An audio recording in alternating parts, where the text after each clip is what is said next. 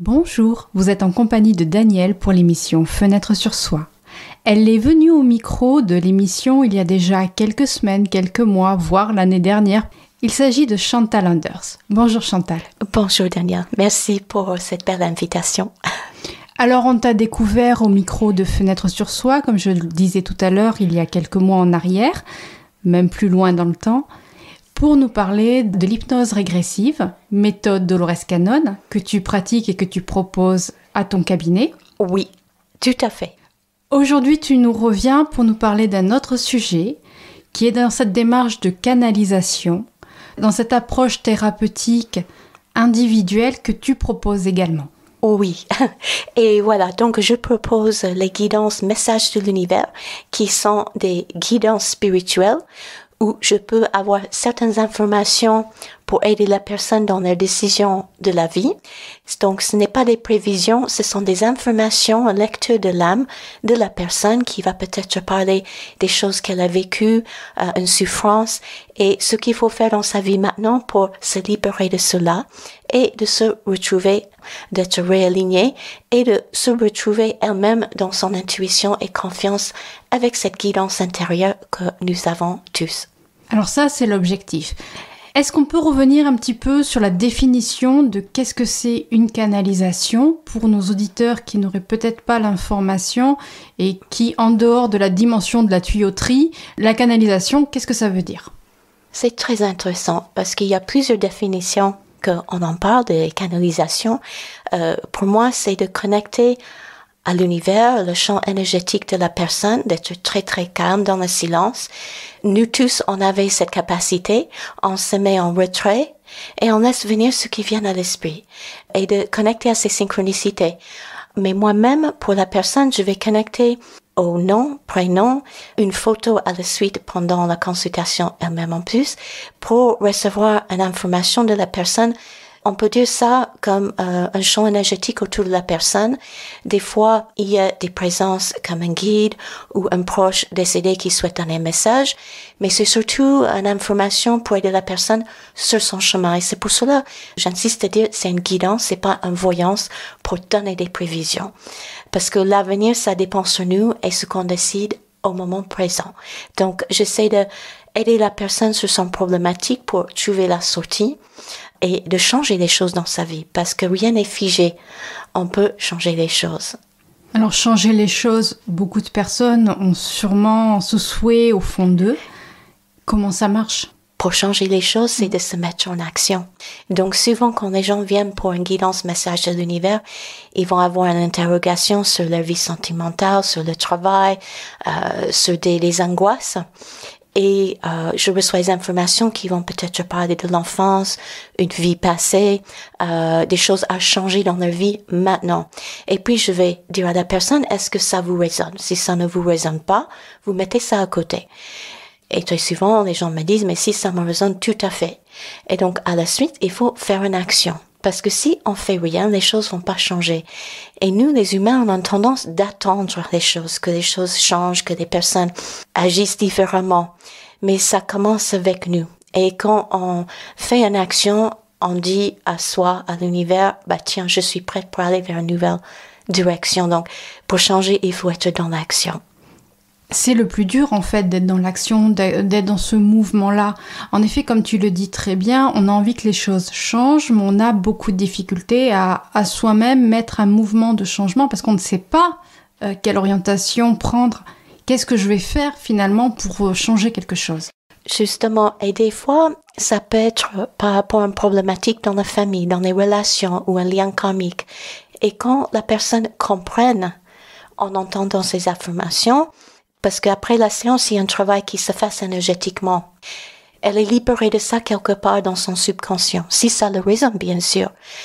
Mais juste avoir la confirmation qu'elle est sur la bonne route et que c'est choix devant elle qui le correspondent à sa boussole intérieure, sa joie, ça le libère, ça lui donne un petit pouce, une petite confirmation. Et donc d'avoir cette confiance en soi, cette confirmation qu'on sait déjà, nous tous, ce qu'il faut faire. Nous n'avons pas besoin, en fait, finalement, de voir des personnes de l'extérieur. Et je pense dans ce monde aujourd'hui, on va aller vers ça de plus en plus, à cette sagesse intérieure. Donc, dans cette séance, c'est pour vraiment aider la personne à se réaligner à sa propre connaissance de ce qu'elle a en elle. Et c'est, en anglais, on dit empowering, on prend son pouvoir, sa vie en main, et ça donne une confiance et une joie parce qu'on est tous très puissants, des créateurs, et on peut tout recréer les choses. Voilà. Donc, l'action, ça peut être une action physique, de déménager, de dire non, je veux plus faire ce travail, je démissionne, mais ça peut aussi être dans l'acceptation que, ok, j'ai cette maladie, je suis très fatiguée, je viens de divorcer, je vais prendre ces 6 mois devant moi pour reposer.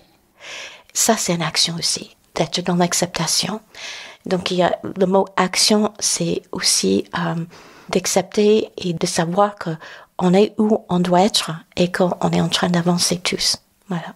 Donc, il y a cette acceptation qui est importante. Avant l'acceptation, il est peut-être important aussi pour nos auditeurs d'arriver à percevoir dans l'interprétation de la canalisation qu'il y a différentes personnes qui se posent canal. C'est bien ça? Oui. C'est-à-dire que plusieurs personnes peuvent venir pendant que je connecte à le champ énergétique de la personne et je fais un appel à l'univers pour recevoir les informations justes. Je commence la séance justement comme ça avant que la personne arrive. Je note tout ce que je reçois. Ensuite, je mets ça sur papier. Je reçois la personne en cabinet et je le lis ce que j'ai reçu. Et ensuite, je regarde le tarot, les oracles et pour les séances d'une heure plus, leur numérologie pour voir les énergies à travailler. Donc, ça se peut que oui, canalisation, ça peut venir d'un proche décédé, ça peut venir des anges, mais quand je dis des anges, ça peut être des guides. C'est vraiment pas important tout cela. Ce qui compte, c'est que ça résonne à la personne. Donc, moi, je fais un travail de me connecter, de vraiment être dans le silence avant, et quand la personne arrive, on est en symbiose et on travaille ensemble aussi énergétiquement. Alors en effet, on parle beaucoup d'énergie, d'énergétique, de canalisation. Je rappelle à nos auditeurs que tous les propos tenus lors de cette émission n'engagent que la personne qui les prononce et qu'en aucun cas vous n'êtes dans une obligation quelconque de recevoir. Chacun va entendre et percevoir ce qui est important pour lui. Exactement. Et je souligne le fait que si ça ne résonne pas à la personne, on met ça à côté. Donc, on peut dire canalisation, on peut parler de l'intuition que nous avons tous. Donc, je vais capter aux choses, ça peut être des images, des phrases, quelque chose qui va sembler un peu étrange, mais je note tout. Et puis, la personne va me dire oui, ça explique ça, voilà. Et après, pour que je sois pas influencée, après, je regarde les cartes, après, je regarde la numérologie. Quand je fais à distance ces guidances, pendant le temps qu'on est au téléphone ensemble, je regarde la photo de la personne parce que à travers la photo, il y a d'autres informations qui viendront. Donc, c'est important pour moi de ne rien savoir sur la personne, mais la personne peut me contacter en disant j'aimerais une guidance sur mes angoisses ou sur le fait que je trouve pas de travail ou que j'ai peur d'utiliser mes dons, que j'ai perdu beaucoup de monde dans ma vie, qu'est-ce qui se passe? Et là, je vais connecter à ces choses-là et on va me communiquer ce que la personne est censée savoir. Et dans ces communications, quand tu te connectes au champ énergétique de ces personnes, est-ce qu'il arrive par moment que tu n'aies pas accès aux informations ou pas? Oui, alors ça peut arriver. Alors, ce qui m'est arrivé quelquefois, c'est que j'ai reçu très peu d'informations. Très peu.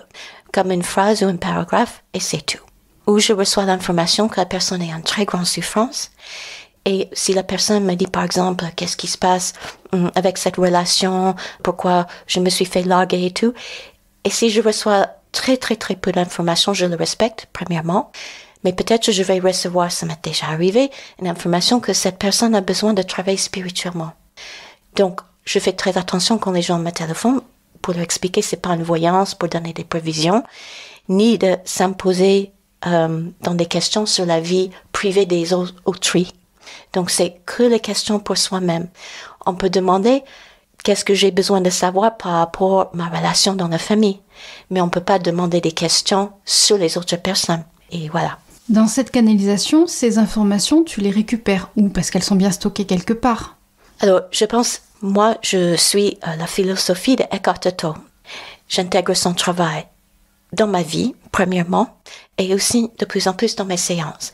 Donc, en fait, il y a nous, le soi, la personnalité, et puis il y a nous, le un, le soi divin, l'univers. Pour garder ça très simplement, pour expliquer ça très lucide aussi, parce qu'il n'y a pas tout le monde qui comprenne. Et je comprends, hein, il y a un peu de tout maintenant. On parle des anges, on parle des galaxies et tout. Pour moi, c'est juste l'intuition. Et l'intuition, ça fait partie de ce champ énergétique autour de nous tous qu'on a accès. Dans la nature, dans les ressentis, dans les synchronicités qui nous arrivent. Et donc, je connecte à ça, à cet espace intuitif que nous avons tous accès. Et mon but, c'est d'aider la personne elle-même de ressentir ça en elle pendant ses guidances. Et justement, ce tout qui est défini, il a aussi un nom, souvent, ça s'appelle les annales akashiques, il me semble. Qu'est-ce que tu peux nous dire? Et déjà, qu'est-ce que c'est les annales akashiques? Oui, alors donc, je propose depuis 1 an et demi une lecture où je connecte à la bibliothèque de la vie de la personne, de tout ce qu'elle a vécu sur Terre avant, dans des vies antérieures. Et la personne va me dire, mais tiens, j'ai ce problématique. Par exemple, ça peut être, j'ai du mal à arrêter de fumer. J'ai des soucis violents dans mes relations. J'ai des peurs d'avancer dans mon entreprise. Qu'est-ce qui se passe? Et donc, je vais me mettre en méditation pour une demi-heure avant que la personne vienne. Et je vais connecter à le livre avec la permission de la personne et la permission de cette énergie, l'univers, de rentrer dans la bibliothèque le livre de vie de la personne pour demander qu'est-ce que vous pouvez me communiquer pour cette personne par rapport à ses problématiques. La personne peut venir avec entre 1 et 3 problématiques. Je vais noter toutes ces informations. Ensuite, la personne vient. Je explique tout ce qui était là. Et ensuite, il y a un protocole après, que la personne doit faire après la séance. Et donc, les annales akashiques, c'est en fait notre histoire de vie sur Terre, pourquoi on est venu ici, pourquoi c'est problématique, des liens karmiques, etc. C'est une sorte de banque de données. C'est ça, une banque de données. Et comme tu m'as dit, des fois, on reçoit très peu d'informations. Des fois, on va dire, elle a besoin juste de savoir ça et ça et ça. Par exemple, quelqu'un qui a eu un souci de noyade, ou voilà, dans cette vie et peur de l'eau. Peut-être on va me communiquer que dans une autre vie, cette personne, je me rappelle d'une séance, justement, était sur un bateau, un marin qui a perdu sa vie, voilà, qui a perdu toutes ses âmes sur ce bateau. Et dans la vie aujourd'hui, la personne a besoin de se libérer de ça pour que justement, elle puisse reconnecter à l'eau. Peut-être elle a peur de voyager dans sa vie. Et quand inconsciemment on comprend de où ça vient ces problématiques, on est libéré quelque part parce qu'il y a une compréhension. Voilà. Et puis, il y a des conseils à ce qu'il faut faire pour se libérer de ça. En plus des canalisations dont tu as très bien expliqué la démarche, et tu as soulevé aussi l'accompagnement, tu travailles avec les anges. Alors pour certains, on va aborder un sujet qui ne va pas parler à tout le monde. Les anges, il s'agit d'un sujet non religieux. Tout à fait. C'est avant tout la priorité à poser pour nos auditeurs. En aucun cas, nous allons parler d'une religion quelconque. La définition de l'ange, aujourd'hui, elle est vaste.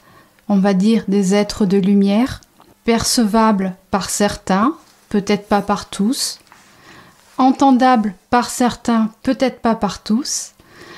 Sachez encore une fois que tous les propos qui vont suivre n'engagent que la personne qui les prononce. Exactement. Et on n'est pas obligé de croire en vie antérieure, on n'est pas obligé de croire en guide, etc. On peut juste regarder la nature autour de nous et d'écouter son ventre. On parle de l'instinct du ventre. En anglais, on dit gut instinct. Et donc, quand on connecte à ça, c'est la même chose pour moi. Et donc, c'est vrai qu'il y a des énergies qui peuvent se présenter, donner des messages par image, par ressenti. C'est vraiment pas du tout important. Moi, j'utilise le mot guide, ange, c'est pas important. Pendant les séances, on peut appeler de l'aide d'un certain ange qui représente la guérison ou découper des liens, etc. Mais c'est toujours dans le respect et l'alignement de la personne qui vient. justement, ces anges, vu que on a posé le cadre aussi pour nos auditeurs, ces anges, quels sont-ils? Est-ce que ce sont, comme tu l'as dit, des guides? Est-ce que ce sont des énergies autres? Est-ce qu'ils ont une fonction propre ou pas? Est-ce que tu peux nous en dire un peu plus?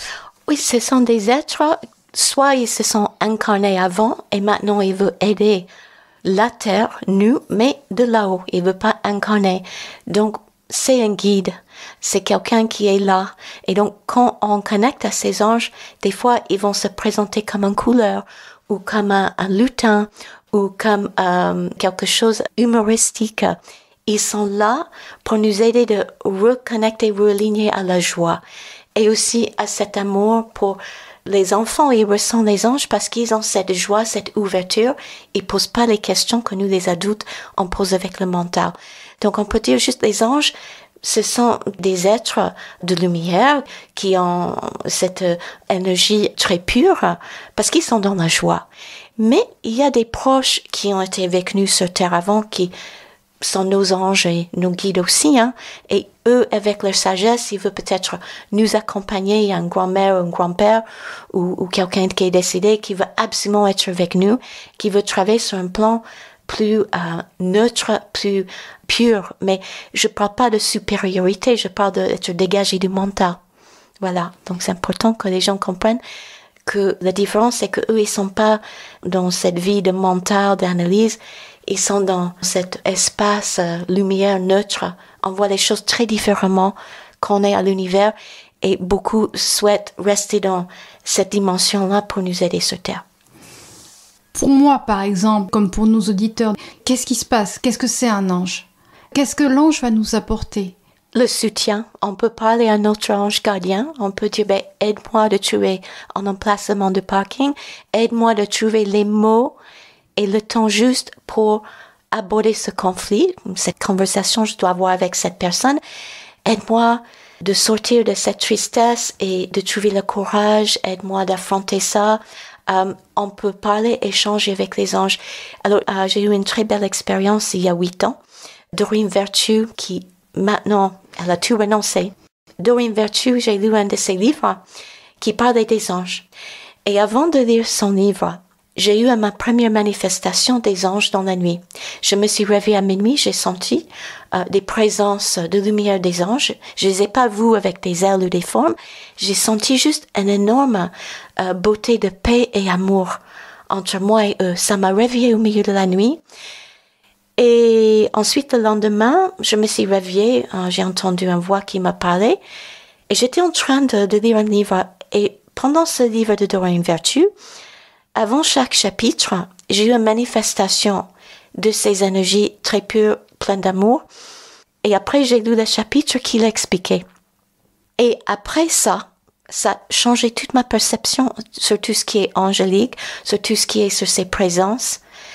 Et que c'est pas limité que aux anges, comme on voit avec des ailes, mais des êtres de lumière, comme tu as dit. Pour moi, ce sont des êtres de lumière, soit des personnes qui ont incarné avant sur Terre, soit des personnes, des énergies qui sont déjà là.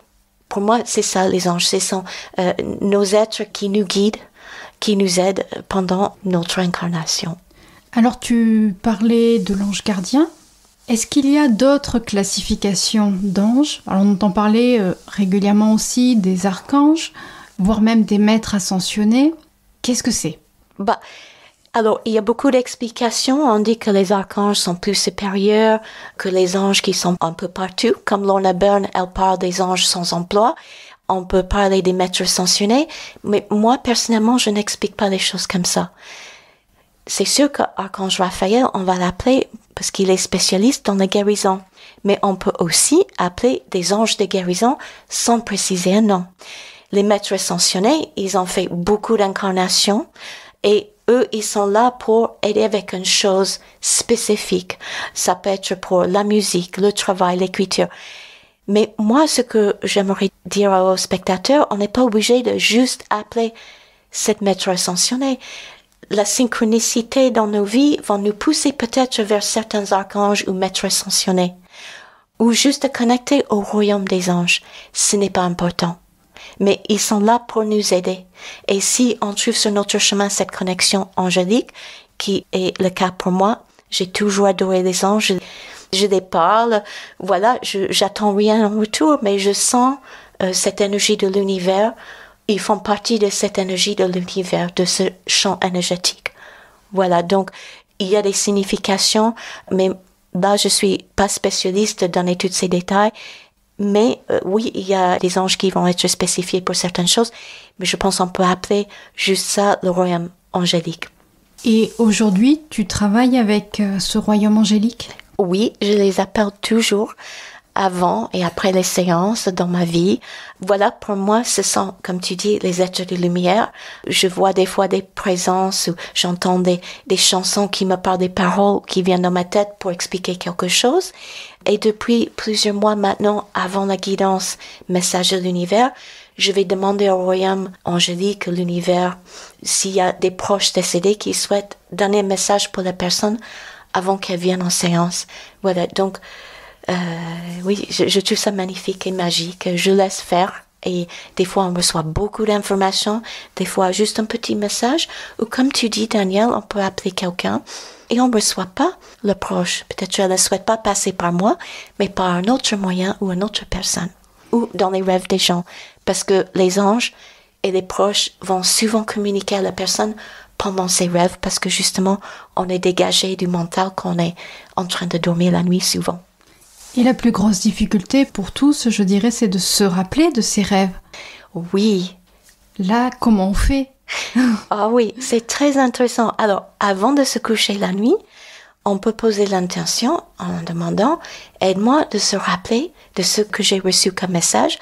Envoie-moi dans la nuit ou dans les jours à venir parce que des fois, ils font pas comme on veut. » Et ce que je trouve que quand j'ai eu l'expérience très forte avec les anges, ce n'était pas du tout ma demande. Et c'était le plus grand cadeau de ma vie. Et j'ai compris que c'est eux qui décident quand ils vont venir. Et c'est à nous d'être attentifs aussi par les formes diverses qui vont nous communiquer. Donc, on peut juste poser la demande, envoie-moi un signe. Donc, peut-être on va voir des petites plumes par terre quand on sort de la voiture ou des petites pièces de monnaie. Peut-être on va voir des ailes ou la couleur verte ou on va entendre le nom Michael plusieurs fois la journée et ça va faire résonance en nous. Donc, ils communiquent par cette forme de synchronicité aussi. Donc, on pose la demande. Si on a dans notre vie beaucoup de choses qui travaillent ou angoissent, c'est vrai qu'on est moins réceptif à ça. Voilà. Mais quand on a le souhait et on pose la demande, ils nous entendent, ils vont nous envier une manière ou autre signe. Peut-être que ça sera proche qui va dire, mais tiens, je vais aller à cette conférence des anges. Ou tiens, qu'est-ce que ton guide t'a dit par rapport à ton entretien? Et tu vas dire, ben, quel guide? Oh non, j'ai pas dit guide, je voulais dire conseiller. Donc, c'est très, très marrant comment ils communiquent et ils ont un sens de humour aussi. Ils aiment bien rigoler. Ils souhaitent qu'on soit moins sérieux sur Terre et qu'on connecte à nos dons. Je pense que tout le monde peut à un moment donné se poser la question, oui mais en fait, comment ça marche? Parce que moi je les appelle et eux ils n'ont pas l'air de me répondre. Est-ce que ce décalage est de nous, être humain, ou de eux, être angélique? Ça peut être les deux, c'est-à-dire que peut-être ils vont envier le signe en quelques mois, peut-être on est dans le signe. Si on est dans une situation où on doit faire des changements dans la vie, on dit, les anges, pourquoi vous ne me répondez pas? Qu'est-ce que je dois faire? Mais on sait ce qu'on doit faire. Que peut-être on doit couper cette relation. Peut-être on doit couper certains liens. C'est peut-être ça leur message aussi. Parce que c'est une forme de situation. Et c'est vrai que ça peut être de l'humain, de notre mental qui dit, mais je vois rien. Et quand j'ai eu cette expérience, je me suis dit, mais ça fait longtemps que j'ai demandé, j'ai reçu des plumes et tout, mais rien d'autre. Et ça m'arrive même aujourd'hui que je vais poser une demande. Je ne le reçois pas tout de suite, mais peut-être en 2 semaines. Donc, je fais attention maintenant de vraiment regarder comment je ressens chaque chose dans la journée si je passe une période difficile et je regarde les choses autour. Voilà, donc peut-être il y a une situation difficile pour apprendre à poser des limites, pour dire non. Et on dit à l'ange, aide-moi, pourquoi ça m'arrive cette situation? J'entends rien, je reçois rien. Peut-être on doit croiser ça Donc, si on n'entend pas, on peut juste demander « Aide-moi à traverser cette période difficile.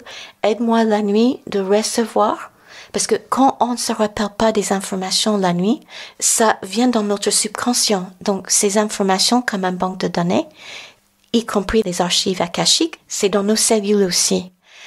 Donc, même si on ne se rappelle pas tout ce qu'on nous a dit, on pose le lendemain une intention avant de dormir. Aide-moi de comprendre ça dans les jours à venir, de se rappeler ce message. Parce que si ils nous disent comme nous, on veut l'entendre, il veut que nous, on connecte à cette partie de nous. Donc, ça sera peut-être en quelques jours, quelques semaines, ou une autre manière. Mais, ouais, c'est eux qui décident aussi. C'est à nous de se dégager de ce mental et de faire confiance à tout ce qu'on ressent. Alors, faire confiance, ok, quand on est déjà dans une démarche ou quand on est dans une vie, même avec ses difficultés, une vie occidentale facile. Je crois que bon nombre de nos auditeurs vont peut-être aussi se poser la question, que font les anges dans les cas de difficultés, de grandes souffrances, de grandes guerres ou de grandes violences vécues. Et j'entends bien que cette question n'a peut-être pas de réponse et que, en effet, l'information n'est peut-être pas telle qu'on la souhaiterait. Ils sont là. Ils ne peuvent pas nous aider si on ne demande pas leur aide. Et nous avons chacun notre chemin, notre route sur Terre. Et les choses sont très difficiles, c'est vrai. Et c'est à nous à mener avec cette lumière les choses. On ne peut pas changer certaines situations. Il y a par exemple la cause animale. On demande, mais on ne fait pas grand-chose. C'est juste une goutte à l'océan. Cette goutte dans l'océan, ça fait avec le temps beaucoup. Il faut savoir qu'on n'est pas que nous, les humains sur Terre. Et que même si ça semble pas beaucoup, c'est beaucoup. Et donc, quand on est dans une situation de guerre et tout, à savoir que peut-être on est dans cette guerre pour apporter la lumière dans cette situation difficile, comme des anges sur Terre.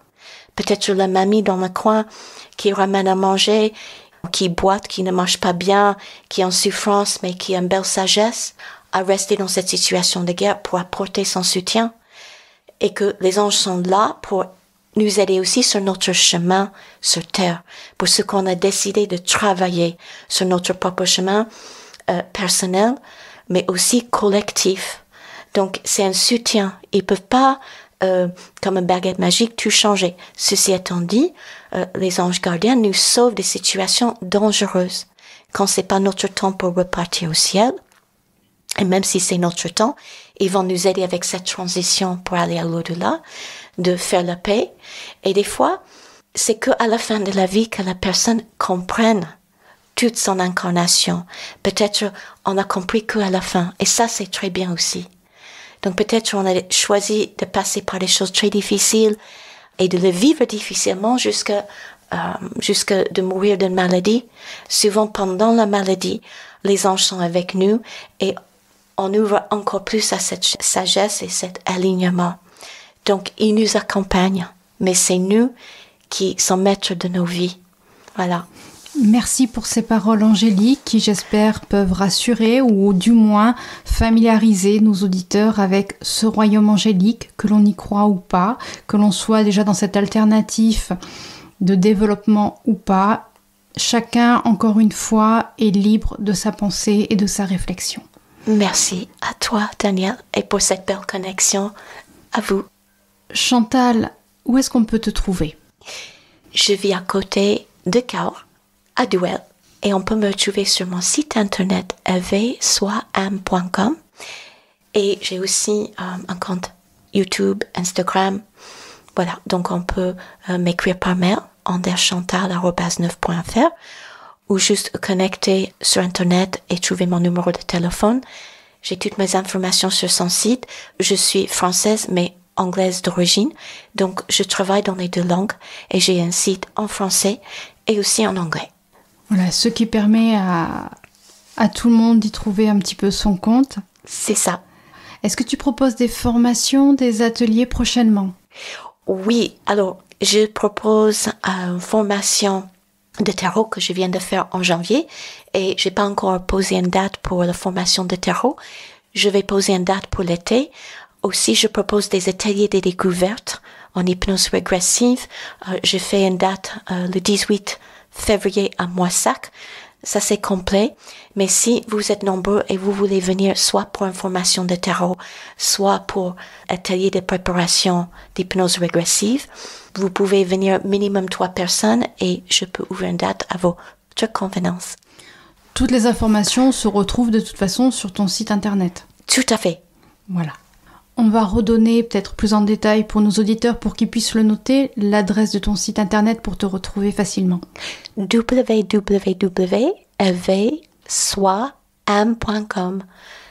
Eveil, E-V-E-I-L, soi, S-O-I, ame, A-M-E, ça s'attache dans un mot.com.